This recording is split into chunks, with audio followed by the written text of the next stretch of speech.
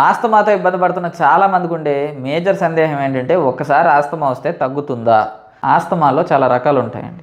Allergy వల్ల వచ్చే asthma, మనకేమైనా అలవాట్లు ఉన్నా, పొల్యూషన్ వల్ల కానీ, ఊపిరితిత్తులు ఏమైనా ఇబ్బంది పడితే దానివల్ల కూడా ఆస్తమా రావచ్చు. ఊపిరితిత్తులు డ్యామేజ్ అవ్వడం వల్ల కానీ, ఇబ్బంది పడడం వల్ల కానీ వచ్చే ఆస్తమాలు ఏవైతే ఉంటాయో, మీకు లంగ్ ఎవాల్యుయేషన్, లంగ్ డ్యామేజ్ ఏమైనా ఉందా అన్న దాన్ని బట్టి పూర్తిగా తగ్గుతుందా లేదా అన్నది నిర్దేశించగలుగుతాం. రెగ్యులర్గా పిల్లల్లో కానీ, మనలో కానీ వాతావరణం మార్పు వచ్చిరా కానీ ఊపిరాడకపోవడం, డస్ట్ ఎలర్జీ ఏమన్నా ఉండి ఊపిరాడకపోవడం, పిల్లికూతలు రావడం, కూలింగ్ తీసుకున్నా కూడా ఆస్తమా అటాక్ సివియర్గా వచ్చేయడం లాంటి లక్షణాలు ఉన్నాయని అంటే మనలో ఎలర్జిక్ ఆస్తమా ఉండడానికి ఆస్కారం ఉంది. ఎలర్జిక్ ఆస్తమా కనుక ఉంటే ఖచ్చితంగా ఇది క్యూరబుల్ అండి.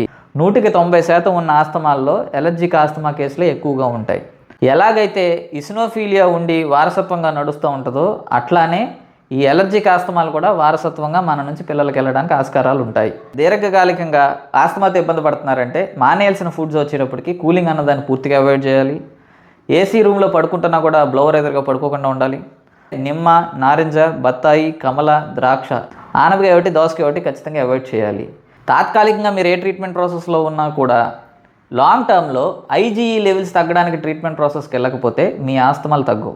ప్రాపర్గా ఐజీఈ లెవెల్స్ తగ్గేటట్టుగా మనం ప్లాన్ చేసుకోగలిగితే చిన్నపిల్లల దగ్గర నుంచి పెద్దవాళ్ళ వరకు ఎవరికైనా సరే ఎలర్జీ వల్ల కనుక ఆస్తమా వస్తే పూర్తిగా తగ్గుతుంది.